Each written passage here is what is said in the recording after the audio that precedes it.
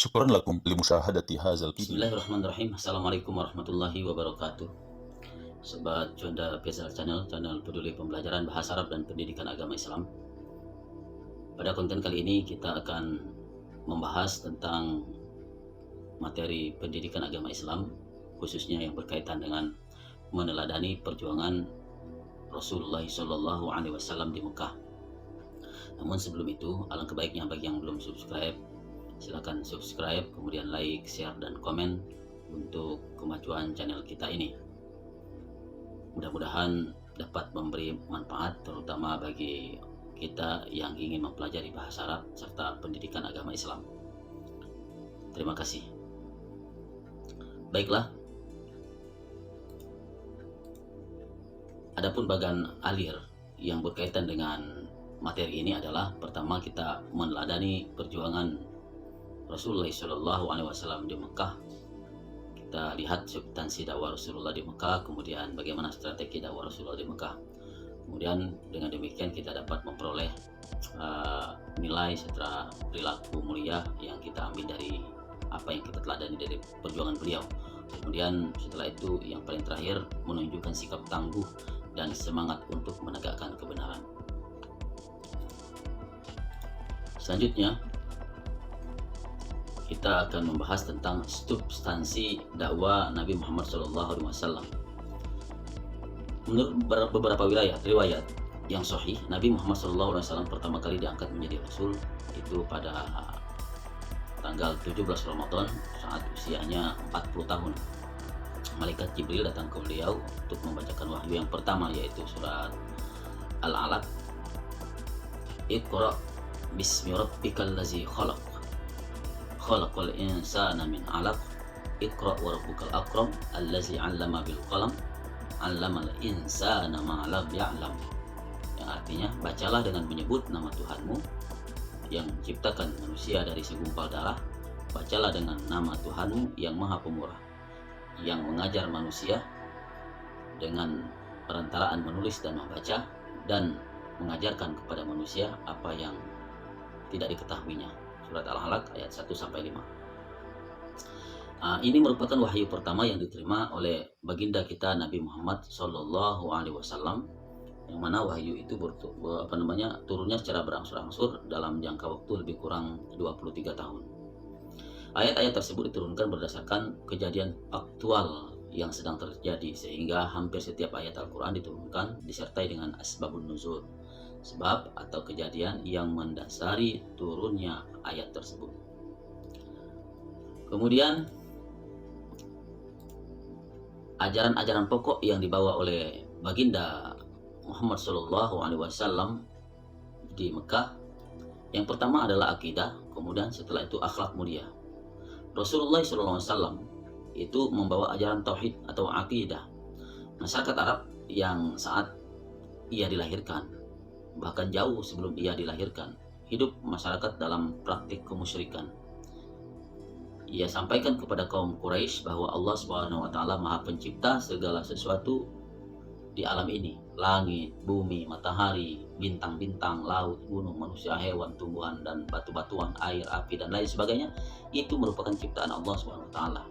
Karena itu Allah Maha Kuasa atas segala sesuatu, sedangkan manusia lemah tak berdaya. Hal tentang keimanan itulah yang diajarkan oleh baginda kita Nabi Muhammad SAW kepada masyarakat saat itu.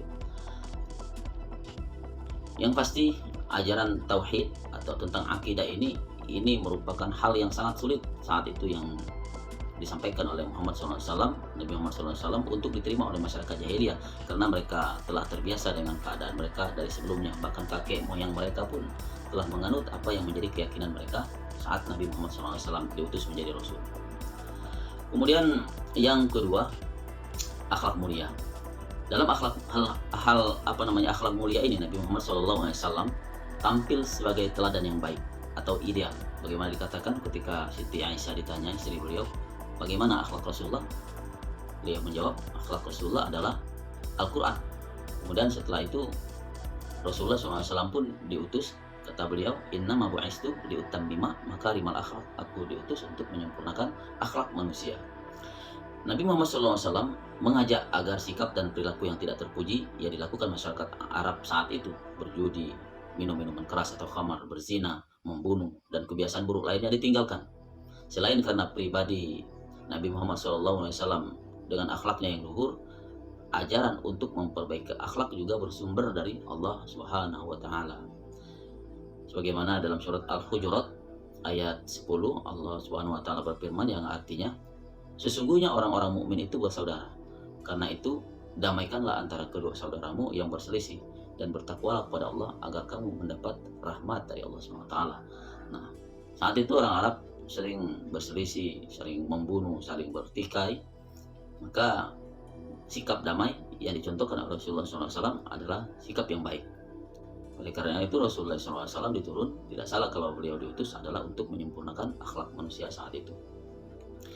Kemudian strategi yang dilakukan oleh baginda kita Nabi besar SAW itu di Mekah itu ada dua. Yang pertama adalah strategi secara diam-diam atau asir agar tidak menimbulkan keresahan dan kekacauan di kalangan masyarakat Quraisy saat itu. Rasulullah dakwanya secara diam-diam dari rumah ke rumah, kemudian dari keluarga ke keluarga, minimal dari kerabat-kerabat dekat beliau. Dan yang paling terkenal saat itu beliau memanggil keluarga dan para sahabatnya, kemudian menjadikan suatu tempat yang namanya Darul Alqram sebagai tempat kegiatan dakwah. Kemudian setelah itu Rasulullah SAW mendapat perintah untuk berdakwah secara terang-terangan. Nah, bagaimana ajaran Islam dapat diterima dan dianut oleh orang-orang Quraisy? Sebelumnya mereka sudah terbiasa dengan adat istiadat masyarakat Arab yang begitu mengakar kuat. Bagaimana mereka meyakini agama baru yang dibawa oleh Rasulullah SAW sebagai agama yang paling benar dan sempurna, kemudian menjadi pemeluknya? Bagaimana pula reaksi orang-orang yang mengetahui bahwa mereka telah meninggalkan agama nenek moyang mereka, yaitu menyembah berhala? Nah, jawaban ini adalah yang pertama, satu, pribadi Rasulullah SAW begitu luhur dan agung. Tidak pernah ia melakukan hal-hal yang tercela dan hina. Ia adalah pribadi yang sangat jujur dan amanah, sabar, bijaksana, lemah lembut dalam menyampaikan ajakan serta ajaran Islam. Kemudian ajaran Islam itu rasional, logis, dan universal. Menghargai hak-hak asasi manusia, memberikan hak-hak yang sama, keadilan, dan kepastian hidup setelah mati.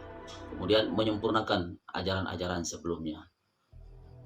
Kemudian yang keempat, kesadaran akan tradisi dan kebiasaan-kebiasaan lama yang begitu jauh dari nilai-nilai ketuhanan dan nilai-nilai kemanusiaan. Kemudian Rasulullah SAW melakukan dakwah terang-terangan atau dakwah bil jahr. Rasulullah pertama kali mulai saat itu beliau menaiki atau berdiri di atas sebuah bukit dan berseru kepada orang Quraisy saat itu untuk mengajak mereka ke dalam agama Islam.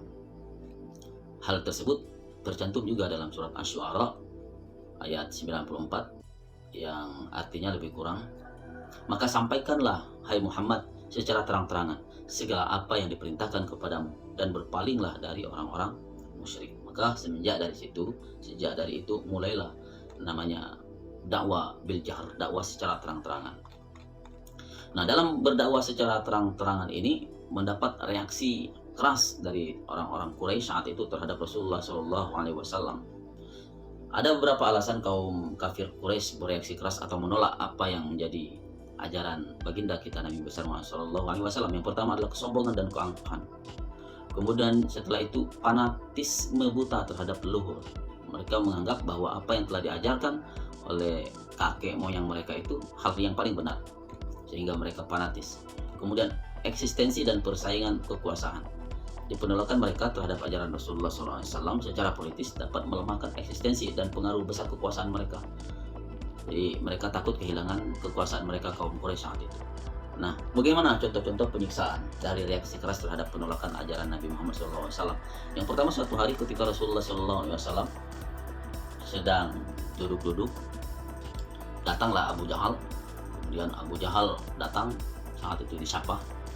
Dia mencerca dan menghina Nabi Muhammad SAW, tetapi perbuatan menghina Abu Jahal tersebut dibalas oleh paman beliau yaitu Hamzah saat itu. Hamzah marah kepada Abu Jahal yang saat itu dikelilingi kaum Quraisy. Tanpa banyak bicara, dia mengangkat busur panahnya kemudian memukul kepala Abu Jahal hingga berdarah.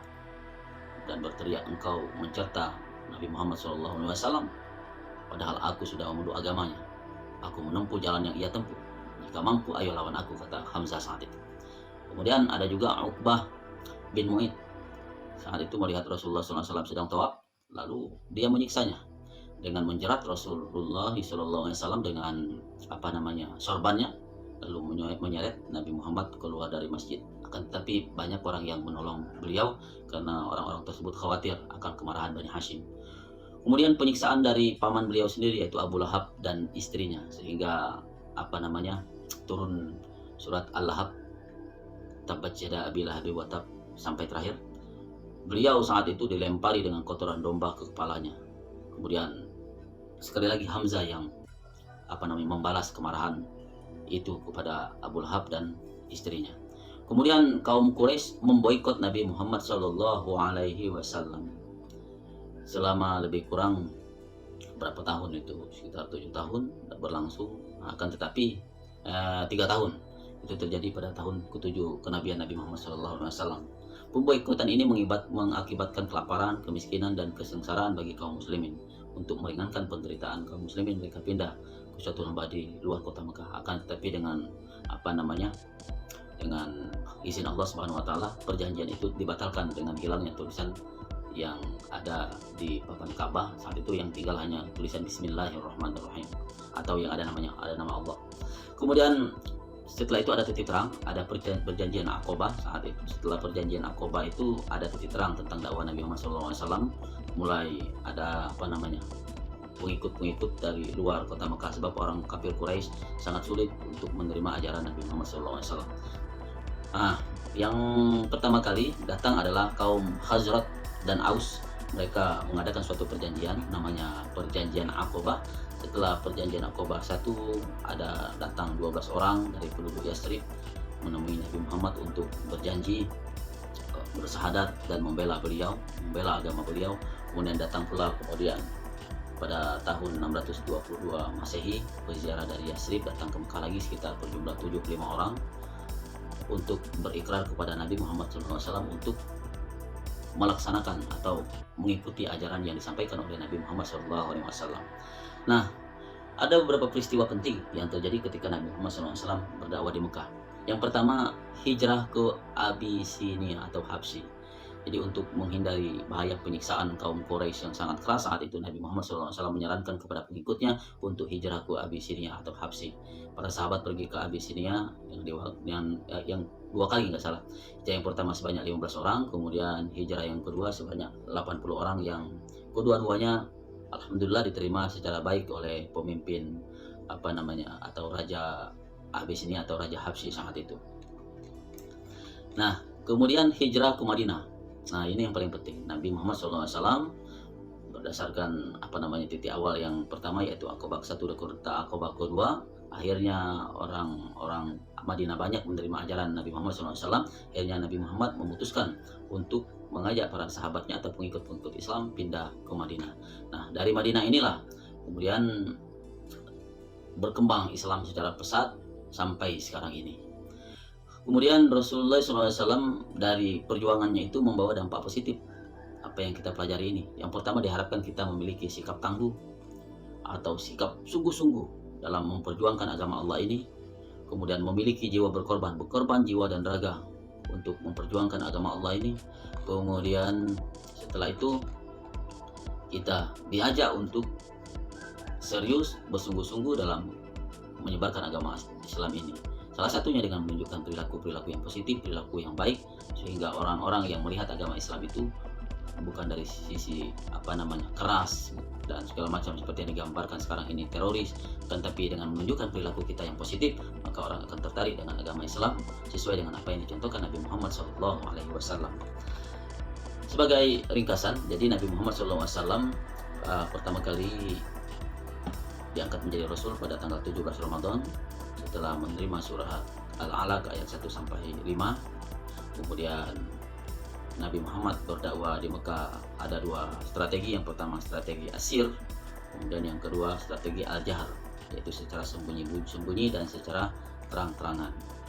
Kemudian Nabi Muhammad SAW beberapa kali pindah atau hijrah. Pertama hijrah ke Abyssinia atau Habsyi, kemudian pindah atau hijrah ke Madinah. Nah, dakwah Nabi Muhammad SAW berlangsung selama 13 tahun di Mekah. Selama itu Nabi Muhammad SAW menanamkan nilai tauhid dan mengajarkan akhlak mulia. Mudah-mudahan ini bermanfaat. Terima kasih atas segala perhatiannya. Wassalamualaikum warahmatullahi wabarakatuh.